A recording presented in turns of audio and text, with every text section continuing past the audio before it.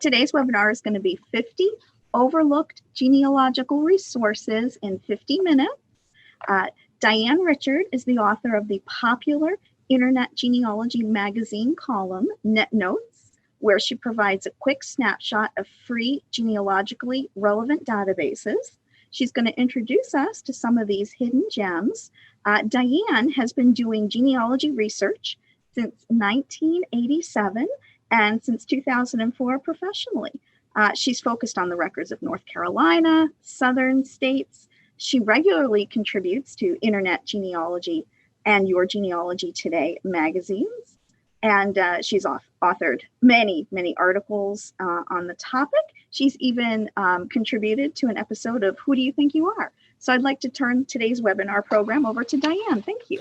Thank you, Suzanne. So nice to be here. And I get to talk fast for 50 minutes because obviously I've set myself a high bar here. So let me get my screen up. That's a good place to start.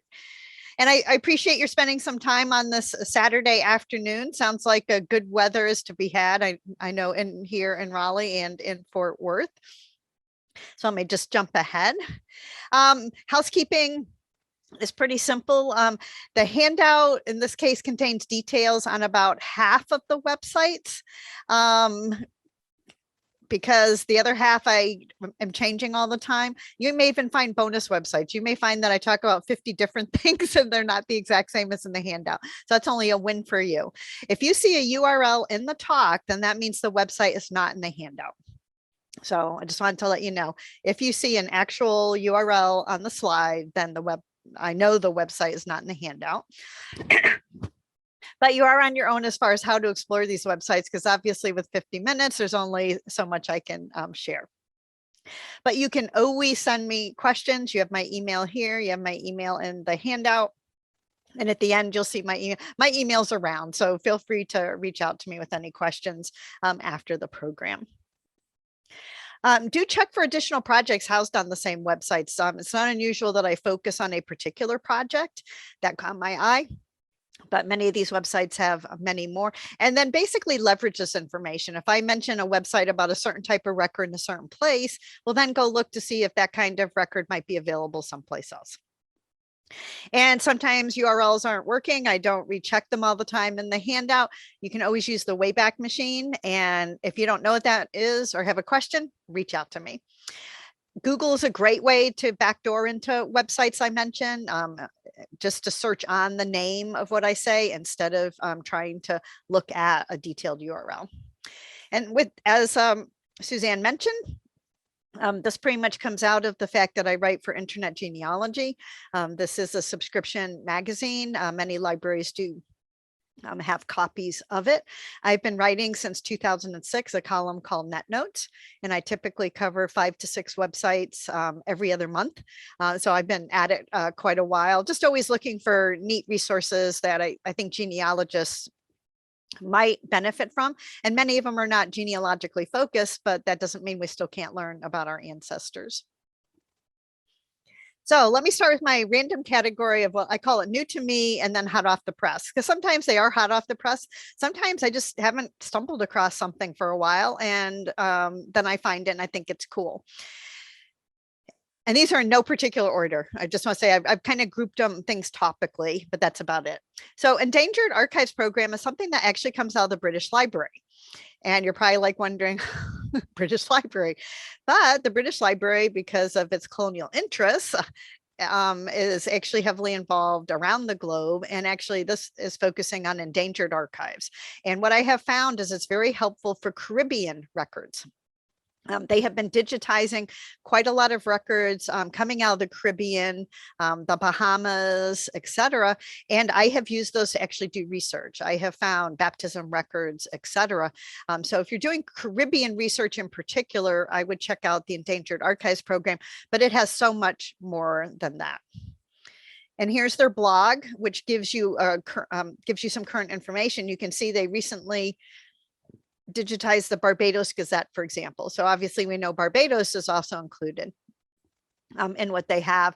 And here's a search result where you can see about the digitization of the historic paper. It actually then has the paper. So it's kind of a mix of articles or information about projects, but then also the actual original information from the project. And we can also see here digitization of wills for St. Vincent.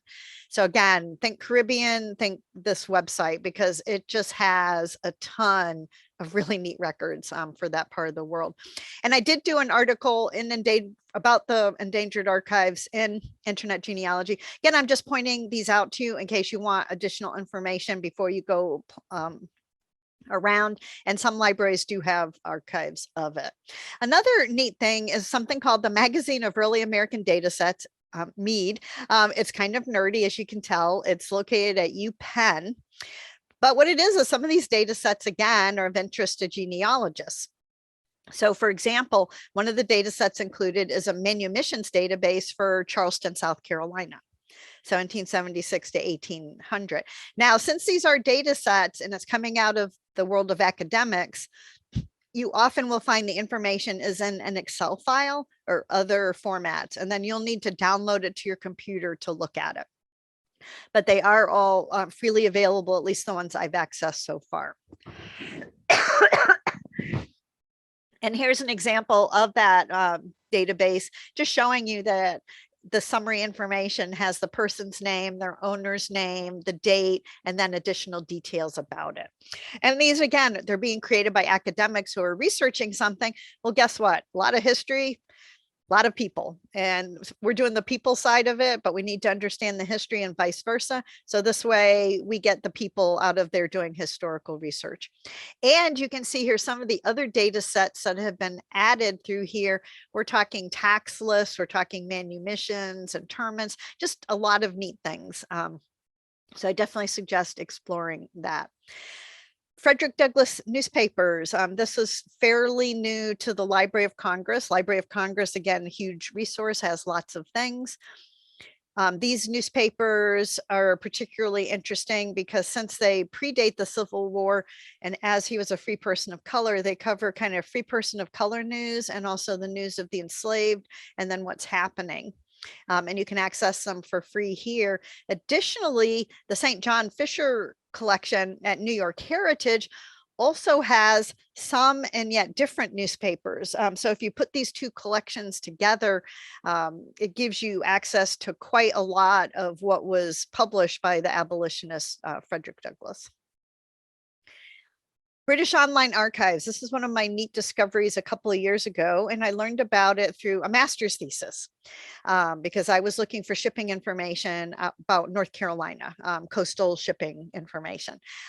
This is a subscription site. It's one of the few that I mentioned. It does allow for individual access. So that's one thing that's nice is for a minor amount of money, you can just register. It's either for a week or two. And trust me, I know as genealogists, we can do a ton in a week, never mind 24 hours if that's all we have sometimes. Again, because British colonies, there's a lot of information about Americans in this, but the database that caught my eye was Canada, America, and the West Indies imports and exports, because this looked at port records. And I was seeking port records for North Carolina. Were shipmasters from North Carolina? Were they sailing to and from North Carolina? Were the ships built in North Carolina? North Carolina does not, for the most part, have surviving records of this type for this time period, and neither does Britain. So North Carolina doesn't have it, Britain doesn't, but I knew Virginia was close by and there'd be a lot of coastal trade. So here we can see one subset of this. There are several other collections of these similar records for the ports. I picked this one because Southeastern American states. And then if I look at Southeastern American states, I see Virginia. And Accomack, Hampton, Lower James, Port of York, Rappahannock, etc. These are all things that Virginians would have used to get to North Carolina to Virginia, Maryland, and beyond. So very valuable. And I will mention DLAS later.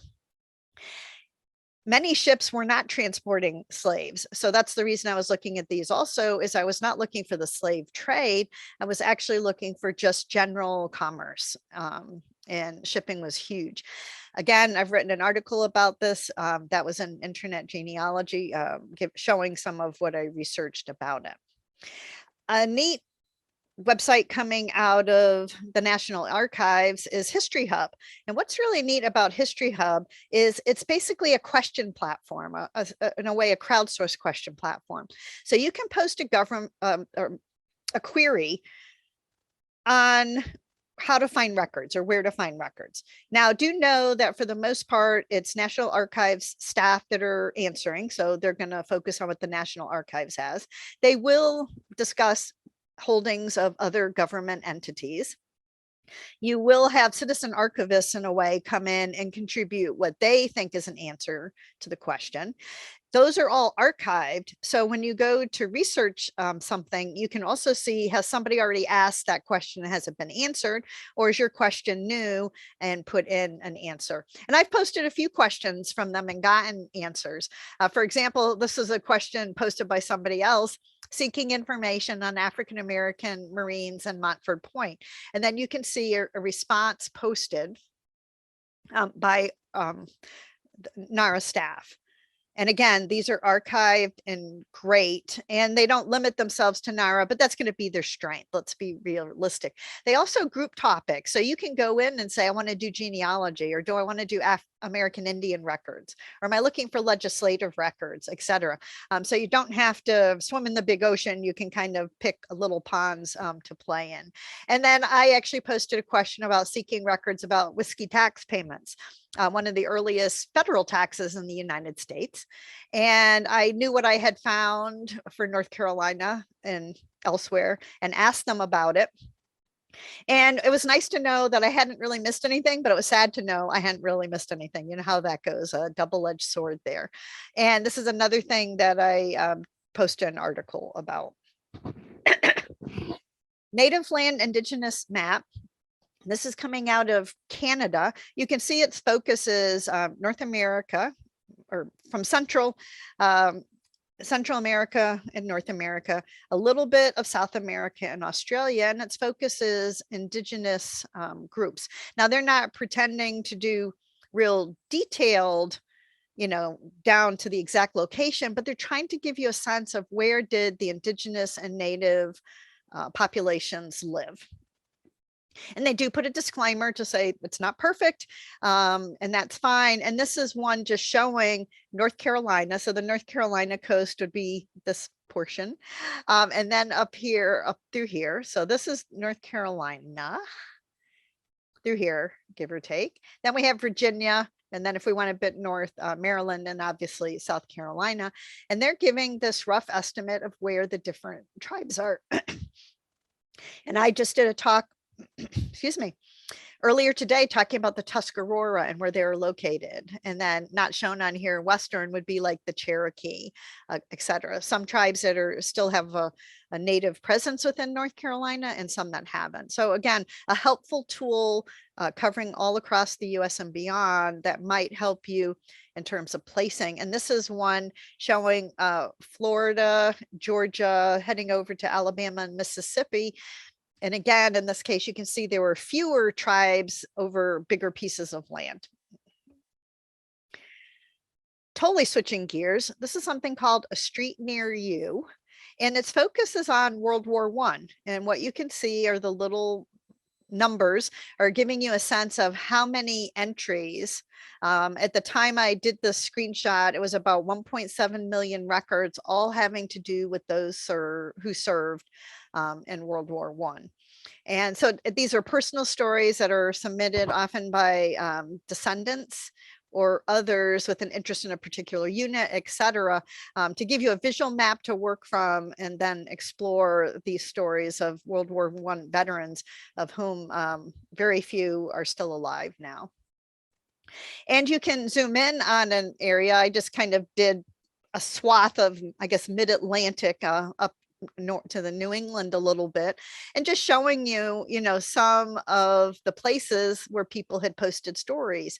And you can see that it's, it cuts a swath across the area. So it's definitely worth taking a moment to see if somebody may have written about one of your ancestors who served. This is the International African-American Museum Center for Family History. This is a museum that is being built in Charleston, of which the Center for Family History is a component of it. Excuse me, they have digital collections that you will want to explore. Again, it's a case of records that they have in their museum, but also seeking input from the community in terms of sharing information and donating information. So if you're researching African Americans, it's not limited to South Carolina, though obviously it has a bit more of a focus on South Carolina. It does cover the broader spectrum of across the states. And what's kind of neat is they have a Facebook page. That's what I'm showing you here on the right. And last year for Black History Month, just before the pandemic hit and we all went into our big lockdown, they did a really neat series where they focused for the southern states on some neat databases that are available through family history. So you can see voter registrations here, state censuses, voter birth parish registers, oath books, just really valuable records with a great detailed summary about them, and also kind of tracking somebody through some of them in a particular area. So just really helpful for contextual information, but do search out to see if your ancestor might be included.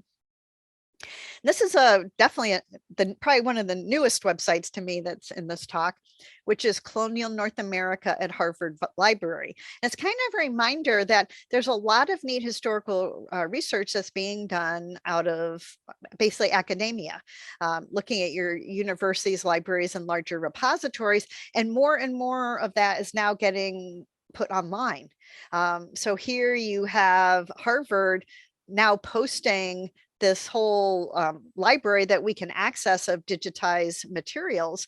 And here is a screenshot just showing you, I searched on the term ledger. I have this thing for ledgers, something we have to talk about another time. But I love looking for them, and I could see their collection. Well, these are all digitally available online, and then you can just flip through the pages of them, as I show you here. So this is a day book from 1768 to 1810. This is on the Harvard Colonial website, and I can literally flip through the pages of this book. So just another great addition to all the material that's being put online by a variety of different places. And here's something else, History Forge.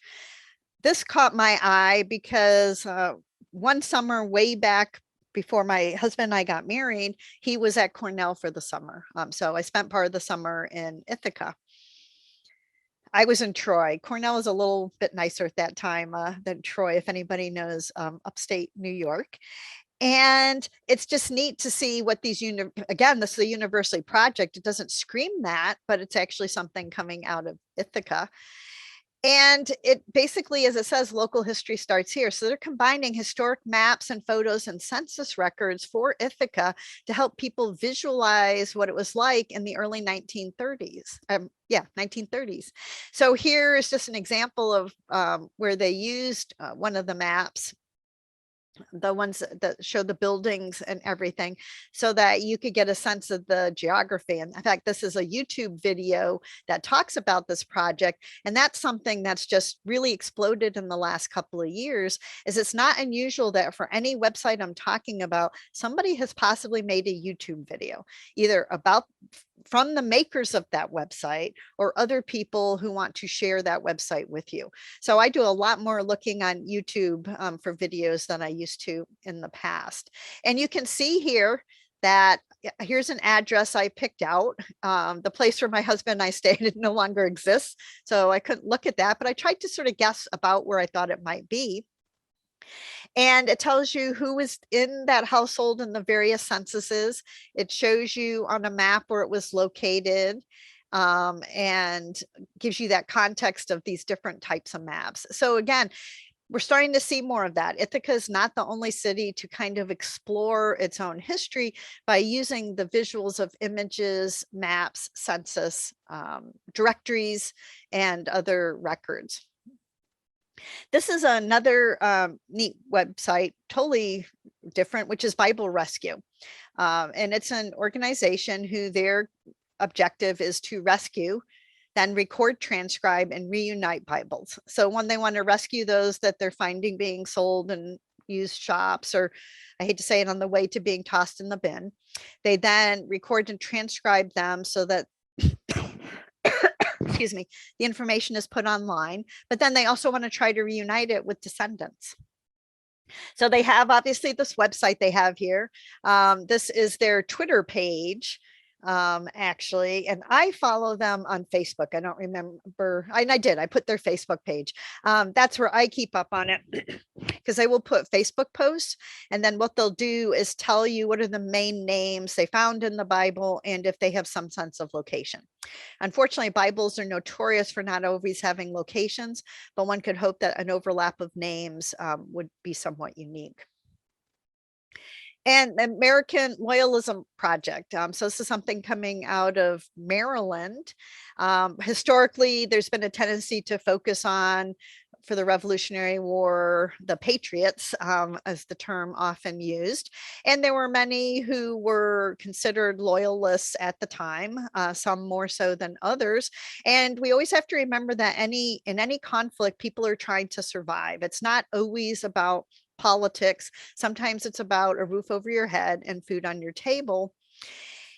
So let's keep that in mind, because there's many individuals I know in North Carolina who were identified as being loyalists and yet remained in the community, became justice of the peace down the road, etc. So it is a term we have to be cautious about. That said, there are people who were true loyalists and after the Revolutionary War moved up to Nova Scotia and elsewhere.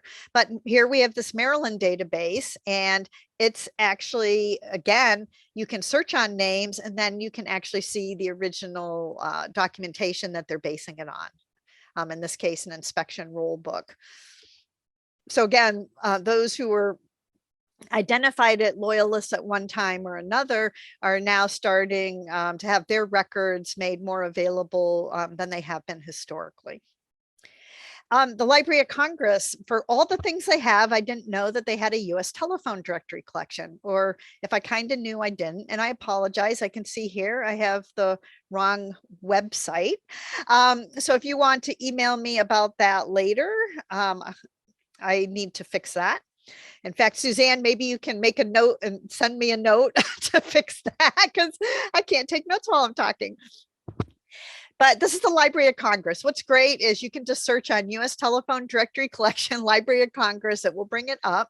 And then what's neat is they have grouped them by both the states they're in, but also the cities that they are listed for. So that's kind of nice. It's not comprehensive, but again, it's kind of a reminder that there are these various databases that include directories. And another one I like to check out, so this is an extra site I'm telling you about, is Internet Archive. Internet Archive has a lot of directories / telephone directories included in it for around across the country and around the world, actually. So those are kind of my hodgepodge up front. Now I'm going to go through some things topically. Crowdsource platforms. These are a favorite because they are housing many, many projects coming out of archives.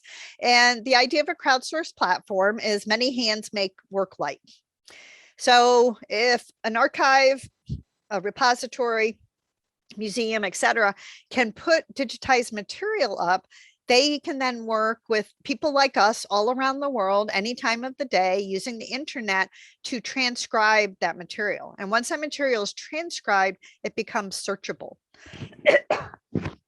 From the Page is probably one of the better ones genealogically, because it has a ton of projects on it that genealogists will be of interest. So for example, we have the Alabama Department of Archives and History, the State Archives of North Carolina, which has a colonial court records collection, because I helped do a transcription webinar to help train people to participate in this particular one. And what you can see is I was doing roads a little bit ago, and I'm like, oh, you know, these records are now up. People have been transcribing them. So I went and searched on the term roads. And look what I found, that there's these colonial court records that all are dealing with roads, the infrastructure of roads. And here's a full transcription listing all the names on this petition, for example. Well, in the past, I would just know the existence of this document, but I would not be able to search on the names. I would have to look at it, and then I'd have to see what names are in there. So it's just really giving us great access. And Indiana's doing it, Maryland's doing it, Utah is doing it. And that's not the extent of it. So check it out. I mean, literally, there are just tons of the states that are focusing on using that particular platform because it has worked really well for them. We also have crowdsource indexing, and this has been kind of used more by, shall we say, smaller projects. Part of it is from the page, has a bit more of an entry cost to it. It's definitely geared to doing bigger, more sophisticated projects like an archive or a repository. Crowdsource indexing is kind of a lower key thing that individuals can do. And I don't even know if there's a cost to it. And but these projects are much more diverse. You can see here, when I did the screen capture, there was some New York City stuff. And here you've got Hungarian things. You have things coming out of Florida, Hungary, city council assessment books out of Australia. So this is definitely a much more worldwide site, but often kind of more focused in smaller projects, and they're always changing. What's nice is there's an archive kept about projects that are done, so that then you can figure out whose website you might want to check out. But it's not unusual for these crowdsource projects that the material remains there for quite a while until it's completely finished, and then the archive might move it to their own website. But sometimes it stays housed on the crowdsource platform also. So do keep that in mind. There's also something called Kindex. It's free, but it also has some pay features. And it's not just a crowdsource platform, but crowdsourcing is part of what they have. It's the Kindexer component here, which is transcribing, searching, browsing material. So it's a bit more of a multi-platform, but it does include some particular projects. So I went around and, I just like to look at things. So that's part of how I find these things, is I just keep my eyes open. I spend way too much time on Facebook, I'll tell you that, because of that. But I found you've got individual projects that were occurring. You sometimes have location projects. You can see most of these are driven by individuals.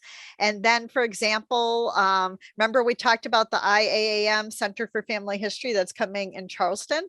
Well, what do we find here but a project for 1865 tax lists for Kershaw County? And then U.S. colored troops pension files. So again, a lot of digitization occurring, and you can access a lot of it via these crowdsource platforms. It would be nice if you could help with the crowdsourcing, but even if you can't, check what's there. Also, there was this neat picture collection, postcards. I love images. I don't know. In fact, I will talk about image archives. So don't forget that. We have a tendency sometimes to look for documents, but we may find that our family members or community members have been documented by others in visual archives. And here's another one, Moultrie Creek, which is a mix of images and documents. History Pin. It's another kind of crowdsourcing, but it's doing images versus textual documents. So what it is people are literally pinning images to maps. And the idea being also that the crowdsourcing is not just people pinning the images, but people helping sometimes identify the images that may be unidentified at this point. The last data I could get was January 2019. So that is quite a while ago now, almost coming on 2 years. And at that point, it was almost 28,000 projects and across 2,600 cities. So it is broadly used, and it's definitely international. I found one for the National Library of Colombia in Spanish, which that was cool to me because I visited Colombia a few years ago. National Brewery Heritage Trust UK. The only thing my husband has enjoyed learning about his family history has been the pub owner in Wales. So that got me to that one.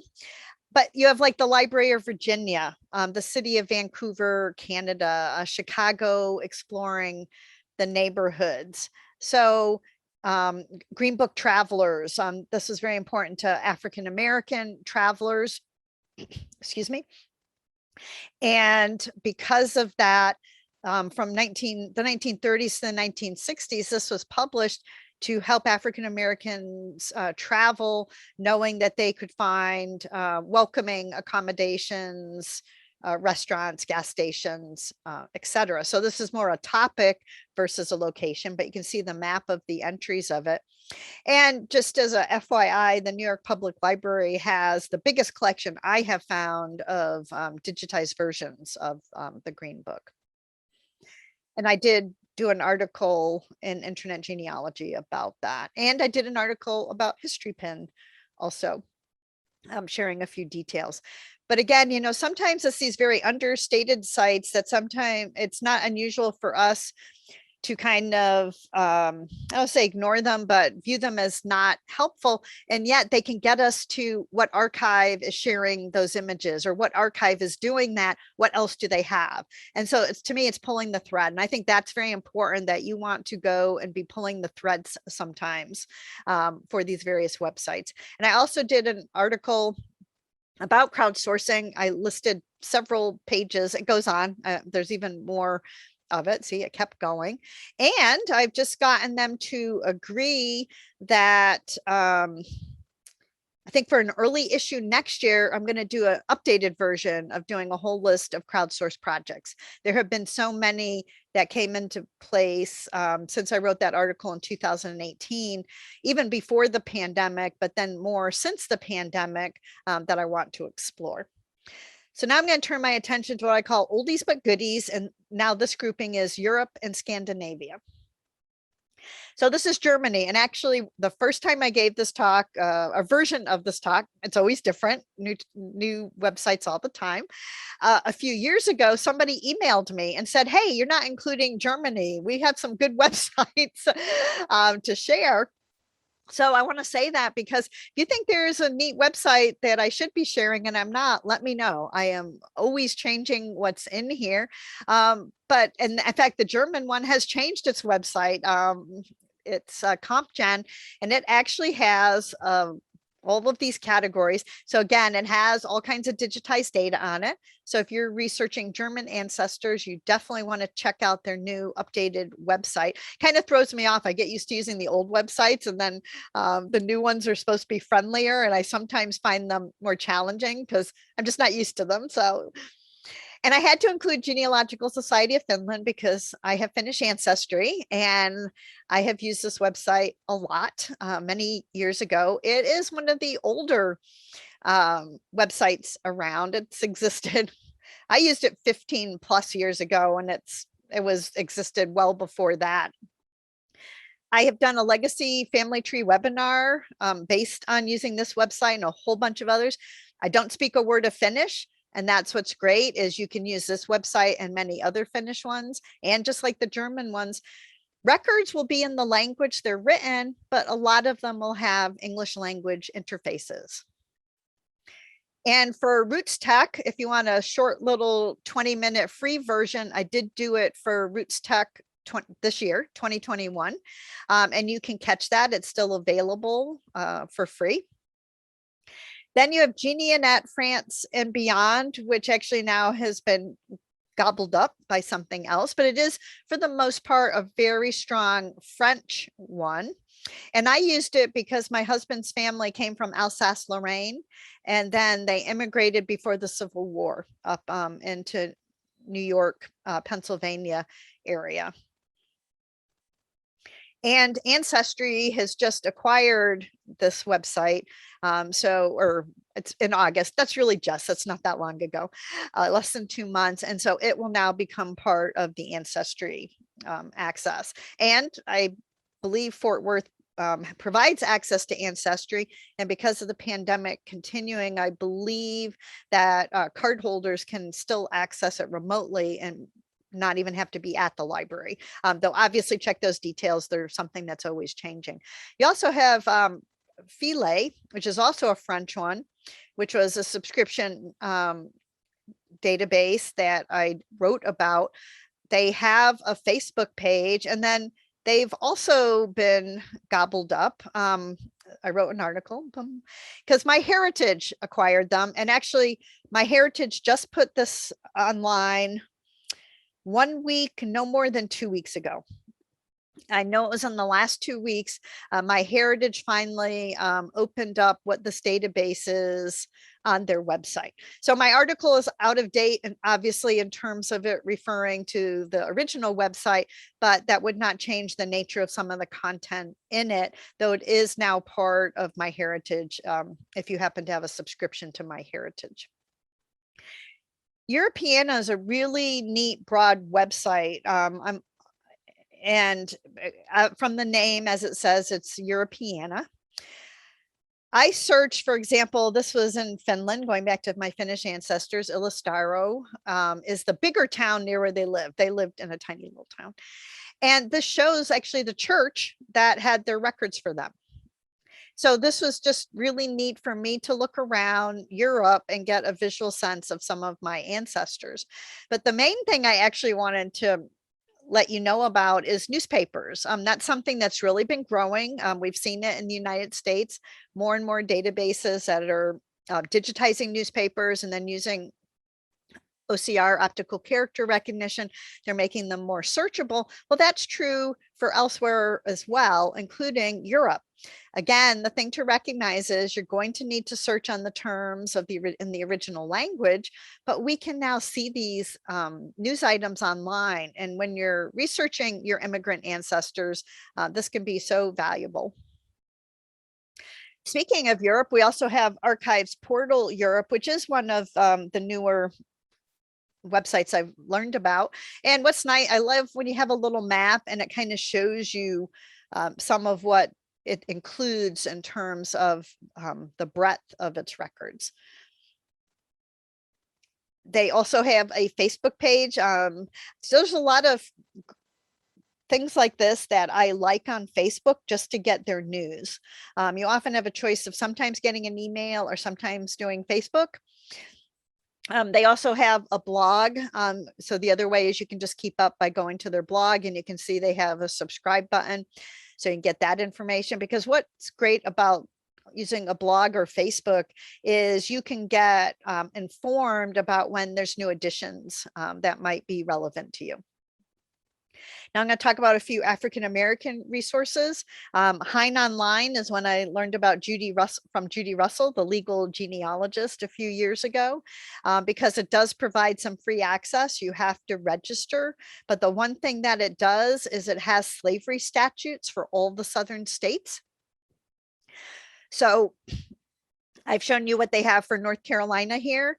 It's nice because they're centralized, and that's true for all the southern states. So I find that very helpful, because I often want to understand the law so I know what was required. And then that also helps guide me to know where to look for records. Digital Library in American Slavery is actually housed here in North Carolina in the UNC Greensboro campus. It's composed of multiple projects. Race and Slavery Petitions Project covers all of the southern states, including Texas. North Carolina Runaway Slave Advertisements is unique to North Carolina, but there are Texas, Louisiana, and other states have also created similar platforms. People Not Property is dealing with bills of sale in North Carolina, and they got a grant a couple of years ago to expand that effort. And then Voyages is a transatlantic slave trade database, is actually housed, or was housed, at Emory University. It has just relocated. And And it's now called Slave Voyages 2.0. And this is a slightly older look to, again, like I said, I know it has just been relocated, but it was created in Emory initially. And remember my talking about ships and all of that? Well, the basis for some of Voyages 2.0 is looking through those same records, but looking for the where enslaved were clearly listed as the cargo. And I've written on it. I do whole talks on it. I mean, it's a great, neat topic, but do recognize that the petitions, it does include Texas, and also that there's a runaway slave advertisement, also a related project that exists for Texas. Now there's also Last Seen, Finding Family After Slavery. So after the Civil War, you find newspaper notices regarding individuals trying to look for their family, whether they were forced migrated somewhere else or just had moved after the Civil War. It doesn't matter the circumstances, but they just know that they were last seen in a certain place and they're trying to find them. And so what you can search on a name, place, etc., and then you'll get the actual snippets of them. It gives you the details of what newspaper it was published in and when. And then you can actually see the original of the ad and then a transcription of it. So this is a person trying to find his 4 children. And he has the names of them. He knows who they belong to and their mother's name, but he doesn't know what happened to them. And this is a website, Enslavedorg, that came live in December of last year. And this again is coming out of academia. It was a recognition that there were a lot of projects that have been created that needed kind of a consolidated platform so they could leverage information across these different pieces. Because that's part of the challenge of researching African-American ancestry, enslaved ancestry, free persons of color, etc., is the recognition of, one, there's certain mobility across them, and then also just the information available and trying to put it together. So instead of having discrete pieces of information, can you flesh out a more developed life story for someone? And this is just an example of one of the databases included. It's a slave database from 1767 to 1831. A lot of these have a written summary, as you can see here, and then you can access the data. Often you will be downloading it in some format. You can see I could search on it here. You can do a basic search into the database. And then this was a list of projects that were linked and that projects that were coming. And that's a constantly shifting list because, one, some of the projects actually become part of the website. Some, for various reasons, may move off the website. So, but it is expanding. And again, it's trying to use the power of creating one bigger project to reflect the effort of many individuals. And there was back in February of this year, MSU did a live program that they put the archive on YouTube, which is talking about the purpose of this project. So the founders of the project are talking about it and discussing some of the elements of it and their motivations. And that I found that interesting if you want to learn more. Freedom on the Move is a newer database. And again, it's the stories of self-liberating people. It is then also based on using newspapers and looking for the advertisements once the enslaved were free. And at the time I did the screen capture, it was encompassing over 30,000 advertisements. And again, definitely want to check out if you're looking for the formerly enslaved and where they might have moved. But don't discount looking for free persons of color also, because after the Civil War, that distinction became moot in terms of it didn't matter what your pre-Civil War status was, whether enslaved or free person of color, as after the Civil War, you were typically all looked at as being Black colored Negro. And again, you have the advertisements with details. Some of them are runaway advertisements. Again, so many sources for these. This is Washington, D.C. Oh, say, can you see? It's early Washington, D.C. law and family. So that's the other thing is that you're kind of, a lot of times these neat little projects are because it's just a rabbit hole that somebody or a couple of somebodies go down and we benefit from. And so in this case, what you have is you can just see a whole bunch of case results. And if you click on a case result, you can actually learn about the documents, the participants, and other details. And I'm just kind of buzzing. If you notice, I'm ramping up a little bit. I still have so much to say, and I'm trying to be aware of the time. So the handout, again, does include many of these websites. And if not, all you need to know is they exist, and then you can go Google for them. Here's some oldies and goodies for the US, the Ancestor Hunt. He is constantly, this is the work of one person. He has just created lists for all of these categories across all the states, the counties, etc. I can't even begin to go into them. He does maintain a Facebook page where he'll put an update. I've updated North Carolina newspapers. I've updated, something else. And it's really become expansive. It used to be a lot more just newspapers, but now he's really shifted to a lot of other collections. A lot of his material on family search. It's all free material that he references. It's not all on family search now, but there's still a lot of it. And then here's his newspaper listing, and that's going to be relevant because I'll talk later about newspapers. Joe Bine has created several websites, his online genealogy records and resources. I often search, I go Death Online, and it brings up his website. It sounds a little creepy, but my search engine has that a lot because it takes me to his website. And what he does is he goes by each state, and then locales within. And then if there's a ton for a particular city or county, he then creates a subpage. So it's a great place to keep up on what death records are available.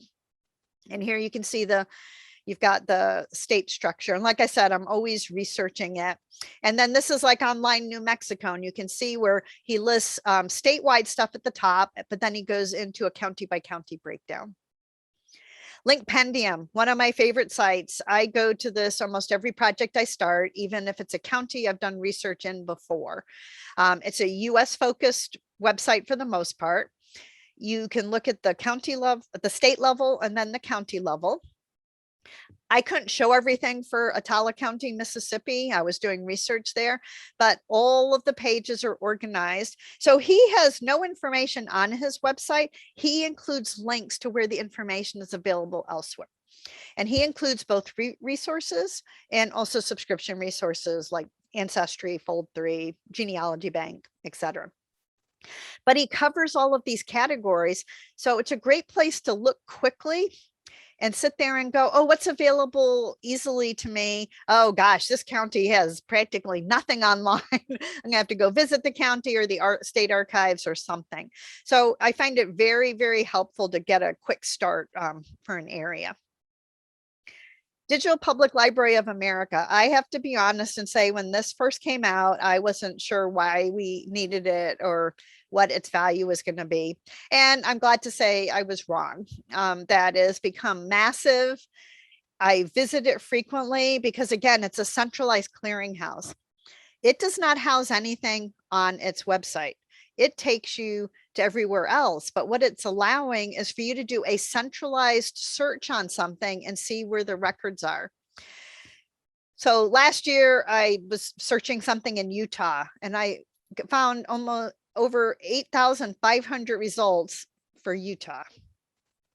Then ledgers. You already know about my love affair with ledgers.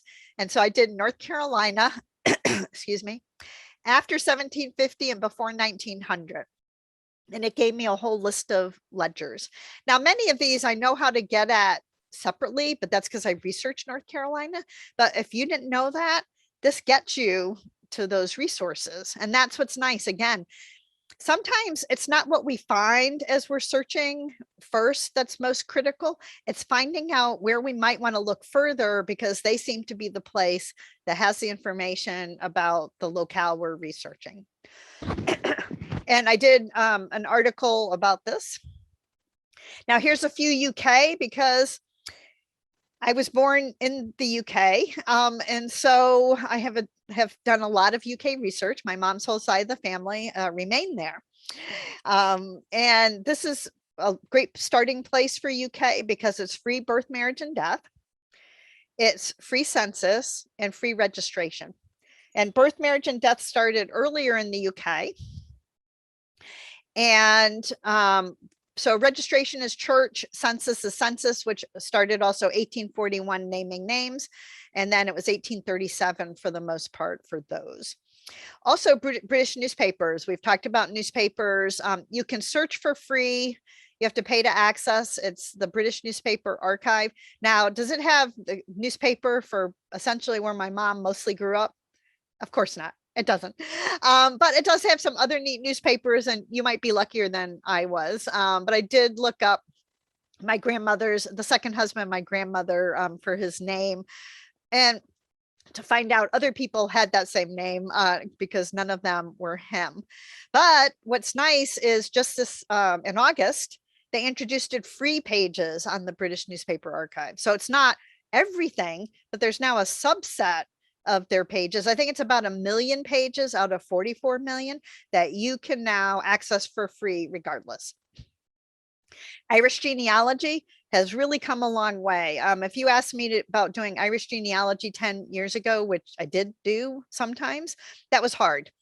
It was really hard because of all the record losses and a lot records not being centralized. Well, now you have this website, which makes it so much easier. You can just put in names, locations, searches, and there's actually a welcome video, which I think is helpful because it gives you the context of Irish research as much as what is not available as what is available. Canada. Since Internet Genealogy and Your Genealogy Today, it's a Canadian publisher, Moore's Head Publication. I always like to mention Canada. And so Can Genealogy is a great across Canada website. To me, I think of it as the equivalent of using GenWeb, RootsWeb, like that, with all of those kinds of details. And, so if you look, it kind of reminds me also of like how Linkpendium is set up, that you go to each province and then you get a listing of what kinds of records exist. And again, it's the efforts of one person. So it is amazing sometimes what one person can share with us. And then Ontario, you have the Ontario Ancestors bases. So this includes a lot of information for those researching Ontario specific. Academic and scholarly. I know I'm running behind. Apologies. Obviously, you can cast yourselves off at any moment. Jstor is the place where I find the most neat content. It has a lot of historical publications coming from an academic perspective. You can register for free. Historically, a free registration could give you access to 6 articles. Not all articles. There's some stuff you have to buy on an article basis, but most of what I'm looking at, 'cause it's old enough, it's you can access it. Well, now because of the pandemic, you can access 99 free articles a month. So 99 free articles a month is a ton. I've never gotten through it during this whole pandemic. And I'm sometimes on there a lot. But I searched on, in this case, I was looking at Henrico County in Virginia, and you could just, see some of the articles that showed up. Also, stock marks recorded in South Carolina. The earliest stock marks has this really neat article in Jstor that I could access. Internet Archive, I mentioned it previously about directories. It just has a ton of material on there, free to access. Library of Virginia has theirs organized actually by sub-libraries. Other locations handle it different. Brigham Young happens to have one. Alabama Legislative Acts. Understanding the law again can be very important. This was a great source for their legislative acts. We often find a website that doesn't work. Use the Wayback Machine. You can put in the old website and it will take you to an older version of it. So this was my old website, my old business website. And you can see when I started it and all the times the snapshot was taken of it. There's a Google Chrome extension. So you can see here, I have put it up on Google Chrome. The reason I've done that is when I find a website that doesn't work, I get the little message you saw here, and I can click on it and say, take me to the website, like here, see? And it can take me to an archived version. So this is a really old version of my website. I clicked on it. It took me to a different version. Open access theses and dissertations, because again, we're kind of sticking in the nerdy world, but there are people again who go down rabbit holes. I learned about Black mariners because that was something I was looking at to add to a talk about mariners along the coast, doing coastal trade. I found a professor who had created a database. So, and actually got me to British Online Archives also, but I contacted this professor and then he shared some of his data with me. And all of this because of a thesis that I found online. So don't discount looking for a thesis where somebody has, I've also researched theses for like potters in North Carolina. Very few records survive, but I use them to find out ledgers that survive. And I have now gotten them digitized and they're going to be in a future journal article. Worldcat, hopefully you have used that to use interlibrary loan even at the Fort Worth Library. I use Worldcat all the time to find published books relative to where I'm researching. If a local library doesn't have it, I then provide that information to my local library, and then they're often able to interlibrary loan it. And if they can't interlibrary loan it, then what they do is sometimes work an arrangement where I can get the front page and the index entry or something. You can, there's options to be pursued. And this is again, an example coming out of Henrico. And this was I searched marriage bonds of Henrico up in Virginia. This is up in the Richmond area. And then I find out my local library had a copy. So I didn't have to go anywhere except to my local library. But again, you can use information to request interlibrary loans. LibGuides. This is something that's really exploded in the last few years. LibGuides are kind of finding aid. And it's kind of a platform that many universities and colleges and repositories have taken advantage of because they basically made it easier to create these finding aids in a sense. So here you have experienced librarians putting together information that can help you, because they're an expert on what they know. They put it on the web, and so then we benefit. So UNC Greensboro has an African-American genealogy and local history page where it shares some of the key resources for that topic. MSU Libraries has Sanborn fire insurance maps. I showed you a snippet before on the Ithaca, New York, that had a Sanborn fire insurance map snippet. But this tells you where you can find them for each of the states. Well, that's invaluable because it saves me having to look around more. I can be more efficient by seeing what they have. Virginia Tech has a page about doing local history at their library. Furman University has the South Carolina Baptist Historical Collection. So again, it's a platform that's become used extensively, and this clearinghouse gives you a central place where you can go search on a topic and a topic or place, and then find out who has produced a LibGuide instead of you individually fishing locally. Newspapers, we've already talked about newspapers. An example is Digital North Carolina. This just has a great collection of North Carolina ones. What is neat is this has very historic ones, and it has very modern ones. So it's an interesting spread. And it's free. So unlike Genealogy Bank, newspapers.com, some of the other platforms you can freely access, and newspapers are something that there's a lot of platforms around. A neat one that's free that most people don't know about is Google News. You can see it's Google News. It's under newspapers. This was a project that shut down in 2011. It only existed for 5 years, but all of the content is still available. This has digitized newspapers on it that I can't find anywhere else. They're free to access. The search function isn't the best, but what I'm often doing is looking for obituary or news at a particular time. So what I will do is I will find the particular issue that I'm interested in. You click on it, then you can bring up the issue and then flip through it. So you might not have as robust a search function as you'll find on Genealogy Bank, newspapers.com, etc. But you have access, free access to newspapers that aren't found on the other platforms, including Chronicling America out of the Library of Congress. Old Fulton, New York postcards. Doesn't sound like a newspaper website. It has a ton of newspapers on it, and you'd think it was just New York. It's not just New York. What's really nice is the search function on the website directly works okay. I'm used to it because I'm used to it. I've been using it forever. But a third party did create a slightly easier search function in the sense that it's probably more familiar to us. But what you can do is look for newspapers. And I happen to I picked Alabama. To just show that where it used to be New York, it has newspapers from across the country now. And again, freely to access newspapers, and you can search on them. And then Viridian software ends up being a platform that is used by many. And I just learned about it recently.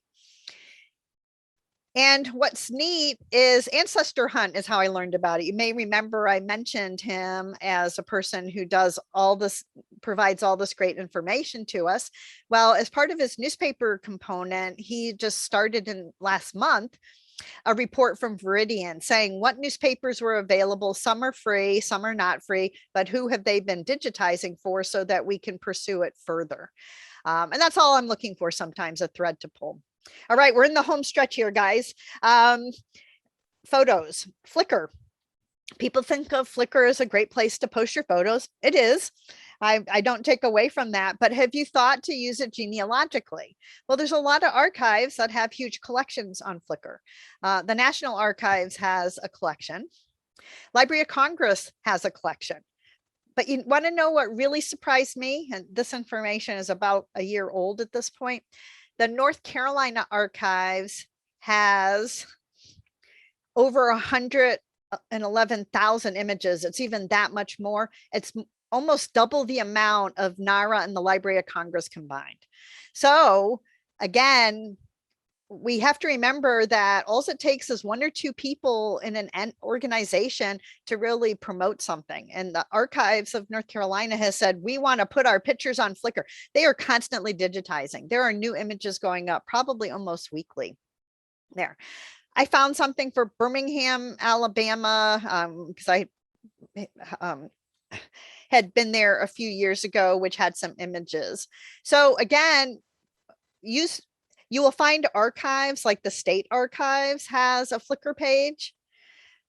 For you guys, you've got Portal to Texas history, or the Portal to Texas, which I use all the time when I'm doing Texas, but it's still not quite the same, because what you can do is go to Flickr and then you can put in, like, say, Fort Worth, because what you're going to do is bring up the archives, possibly, repositories that have used Flickr, but you'll find individuals who have also posted historical images. So I use words like historic and vintage to pull up older images. Pinterest, same thing. I think people think of it as recipes and posting other stuff like that. And what do you see here but historic photos? So again, I come here and use the words like vintage and historic because I was actually trying to find images to use in a journal, but then I figure out where the image came from, and then I can go back to that repository and see if they have something else of interest to me. And they often do. So I search moonshine, and that got me to some collections. I search pottery. Each of the rabbit holes I go down, I search on them, I see what images I can find, then I figure out what the source for those images is, hoping that that information is provided, and then that tells me where I can extend my research. And I started with the 50, so that's why we've actually hit 50, though I only numbered 49. Internet genealogy was the 50th. And the handout discusses several resources for learning about these sites. I didn't even talk about how do I learn about them, but the handout has a page and a half where I kind of share some of my tips and tricks about how I learn about new resources and or extensions, additions to resources. So in a way, use your fingertips and start exploring the world of often overlooked internet-based genealogical resources. There is so much out there, so much being created all the time. We can use Wayback Machine to go to historic ones. So I hope somewhere within the 50 things that I mentioned, that maybe at least one of them is new to you, and it might help you as you research your family history. And if anybody has any questions, I'm more than happy to answer them.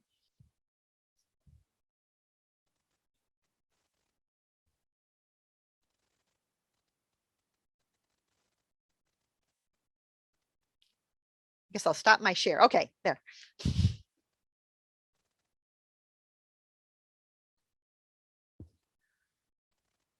Hi, Diane. I'm just gonna, we'll see if there's anything in the Q&A. Let's see if we got any. No, open. Not seeing anything. No, but that's okay. That's, yeah, I'll have to say. Well, no, it doesn't bother me. No, I think it was great. You did a really great job. And I just want to let all of the participants know that we do have Internet Genealogy magazine. Ooh. And we do have back issues if they were interested, in viewing your column. And we are open by appointment. They just need to call us at 817-392-7740, and they can see any of our magazines and book resources. That's neat. I mean, because the whole archive of it, I mean, I just marvel at what's in there, and a lot of topics get updated because new people write about them or there's new changes. So it's never lacking for content. So there's always something new. And I'll also draw your attention to the email. You gave them your email, which is generous to the participants.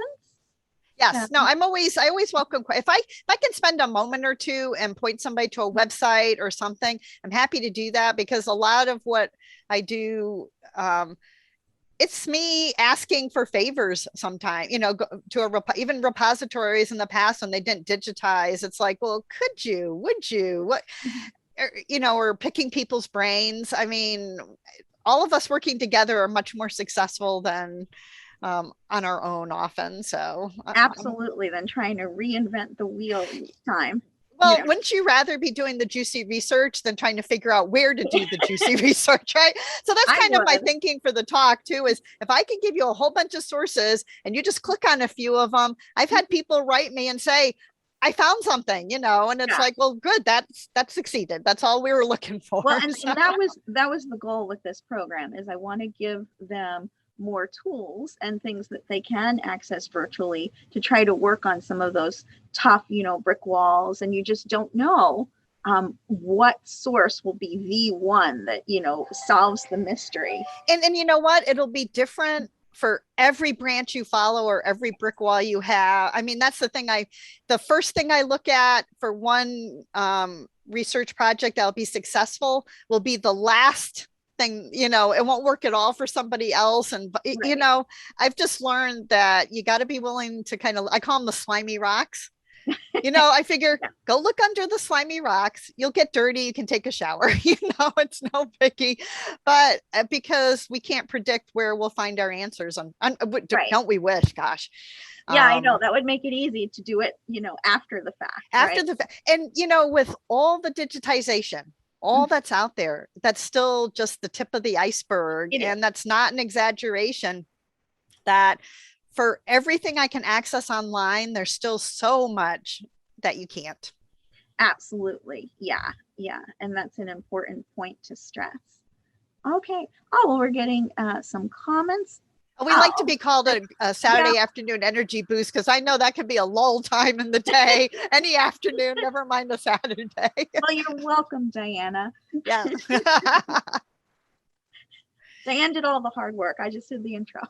Oh no, but hey, you made it. You invited me in, and you made it happen. So, and I'm glad you could be here. I'm really glad. Okay, well, let me just make sure we're good on the Q&A. Yeah. All right. Well, then I want to thank you, and I'm going to go ahead and end our afternoon webinar. And all right. Bye, everybody. So, bye. Thanks so much, Suzanne. Oh, thanks, Diane. Bye-bye. It was wonderful.